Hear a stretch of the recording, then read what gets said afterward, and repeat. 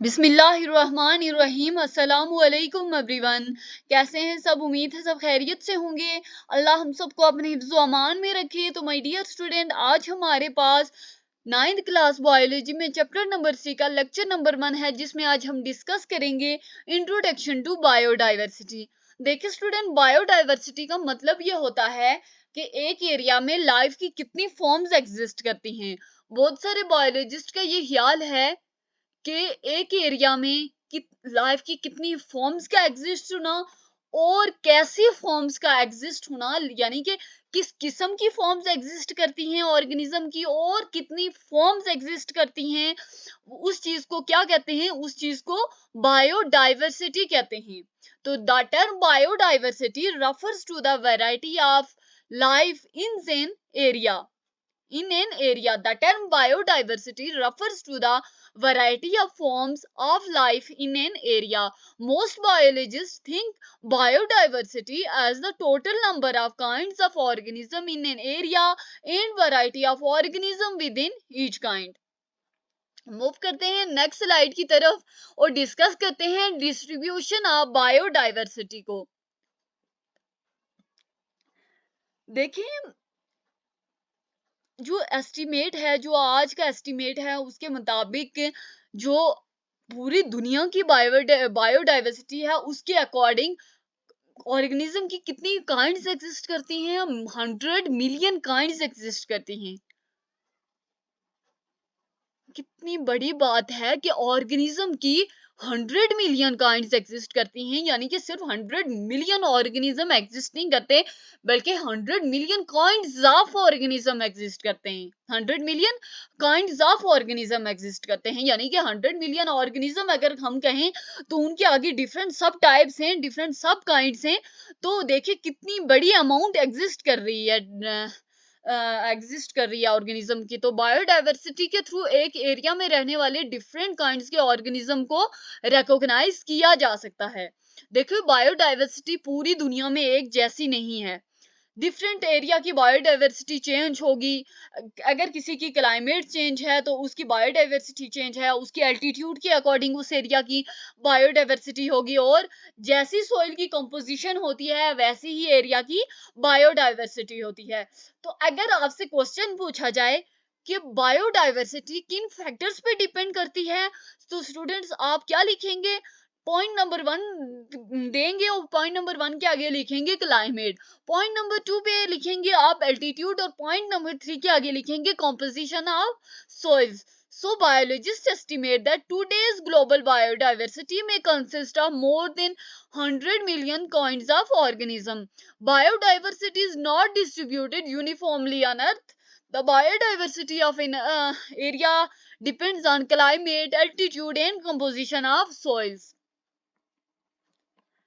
देखें, अगर हम ट्रॉपिकल रीजन की बात करें तो उनकी जो बायोडाइवर्सिटी होती है वो रिच होती है, जबकि पोलर रीजन की बायोडाइवर्सिटी भी रिच होगी, लेकिन वो as compare to tropical region कम होती है। So tropical regions of earth have richer biodiversity while polar regions have less biodiversity. तो डिस्ट्रीब्यूशन ऑफ बायोडाइवर्सिटी में हमने क्या देखा कि ऑर्गेनिज्म की मैक्सिमम एस्टिमेट किया जाए तो कितनी फॉर्म्स एग्जिस्ट करती हैं? 100 million kinds of organism exist करते हैं। और एक और बात कि बायोडाइवर्सिटी पूरी अर्थ पे एक जैसी नहीं है, पूरी जमीन पे एक जैसी नहीं है, बल्कि एक एरिया की बायोडाइवर्सिटी किन फैक्टर्स पे डिपेंड करती है? उस एरिया की क्लाइमेट पे डिपेंड करती है, उस एरिया के एल्टीट्यूड पे डिपेंड करती है, उस एरिया की कंपोजिशन ऑफ सोइल्स पे डिपेंड करती है। ट्रॉपिकल रीजन की अर्थ के जो ट्रॉपिकल रीजन है उनकी जो बायोडाइवर्सिटी है वो रिच होती है, जबकि जो पोलर रीजन होते हैं उनकी जो बायोडाइवर्सिटी होती है वो बहुत ज्यादा कम होती है। उसके बाद है इंपॉर्टेंस ऑफ बायोडाइवर्सिटी। बायोडाइवर्सिटी लोगों को बहुत सारे इंपॉर्टेंट बेनिफिट्स प्रोवाइड करती है, यानी कि लोगों के लिए बहुत ज्यादा फायदेमंद साबित होती है। बहुत सारे प्लांट और एनिमल जो टाइप्स हैं हमें फूड प्रोवाइड करते हैं। ट्रीज हमें क्या प्रोवाइड करती हैं? ट्रीज होम के लिए और फ्यूल के लिए लकड़ी प्रोवाइड करती हैं। सबसे पहले कि जो प्लांट्स और एनिमल्स की बहुत सारी टाइप्स है हमें फूड प्रोवाइड करती हैं। जो ट्रीज हैं वो क्या प्रोवाइड करती हैं, वुड प्रोवाइड करती हैं, किस चीज के लिए, होम्स के लिए और फ्यूल के लिए। उसके बाद जो बहुत सारी स्पीशीज हैं वो मेडिसिन का भी सोर्स हैं और बहुत सारे यूजफुल केमिकल्स का भी सोर्स हैं।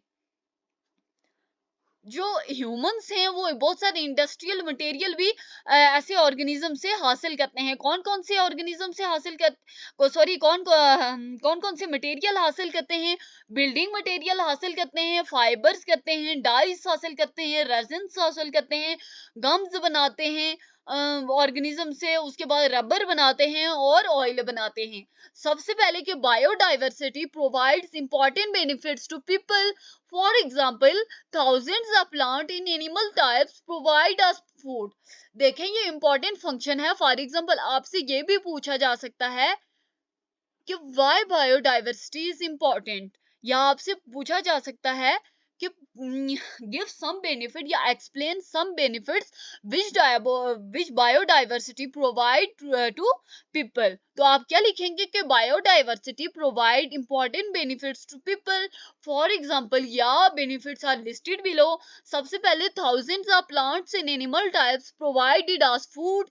trees provide wood for homes and fuels। यहाँ पे ट्रीज के आगे प्रोवाइड्स नहीं होगा, सॉरी स्टूडेंट, प्रोवाइड होता है। ये मैंने बाय मिस्टेक लिख लिया है, लेकिन अगर ट्रीज पीछे प्लूरल है तो आगे हम जो फॉर्म यूज करेंगे वो सिंगुलर फॉर्म यूज करेंगे। तो trees provide wood for homes and fuel. उसके बाद many species are sources of medicines and useful chemicals। Humans also get many industrial material from organisms। कौन कौन से इंडस्ट्रियल मटेरियल ऑर्गेनिज्म से हासिल किए जाते हैं? Building material, fibres, dyes, resins, gums, rubber and oil. Move करते हैं नेक्स्ट स्लाइड की तरफ। Biodiversity in maintaining ecosystem. Biodiversity ecosystem को मेंटेन करने में कैसे हेल्प करती है? Biodiversity also plays important role in the maintenance of ecosystem। For example,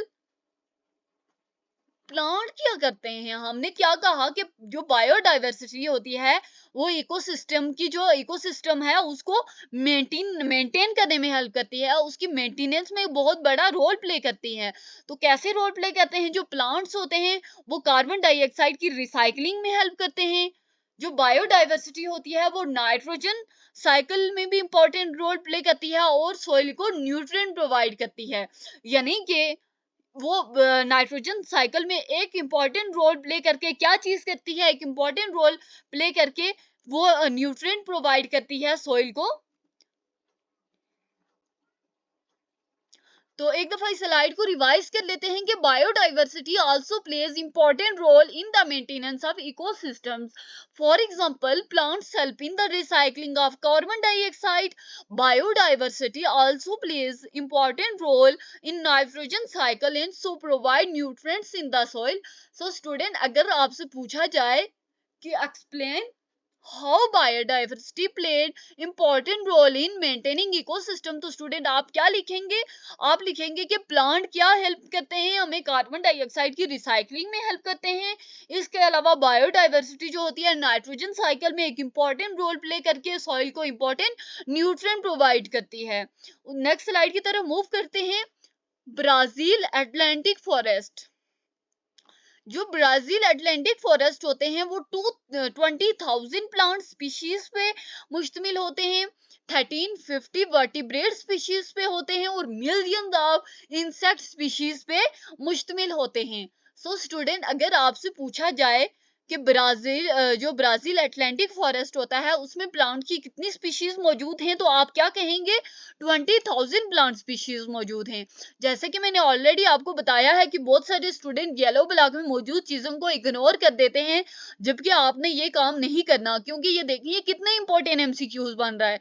और एक बात याद रखनी है कि बायो में जो मोस्टली एमसीक्यूज होते हैं वो चैप्टर के अंदर से आते हैं, आपके टॉपिक में से ज्यादा एमसीक्यूज आते हैं और बहुत बहुत कम एमसीक्यूज जो होते हैं वो एक्सरसाइज में से आते हैं। सो अब बायो की तैयारी करते वक्त एक एक एमसीक्यूज को, एक एक लाइन को आपने बहुत अच्छे से पढ़ना है। सो ब्राजील के जो अटलांटिक फॉरेस्ट होते हैं उसमें प्लांट की 20,000 स्पीशीज होती हैं और वर्टिब्रेट स्पीशीज की जो तादाद है वो 1350 है, जबकि जो इंसेक्ट स्पीशीज हैं वो मिलियन अमाउंट में मौजूद हैं। Mountain ranges as a habitat. Pakistan में, कश्मीर में, हिमालयन में, काराकोरम में और हिंदू कुश में जो माउंटेन रेंजेस हैं वो वाइल्ड लाइफ और प्लांट्स के लिए एक अच्छे मस्कन के तौर पर काम कर रही हैं। So student, Brazil Atlantic forest contain about 20,000 plant species, 1350 vertebrate species and millions of insect species. Mountain ranges as a habitat. In Pakistan, Kashmir, Himalayan, Karakoram and Hindu Kush mountain ranges provides excellent habitats for wildlife and plants. Thanks for watching. मिलते हैं next video में।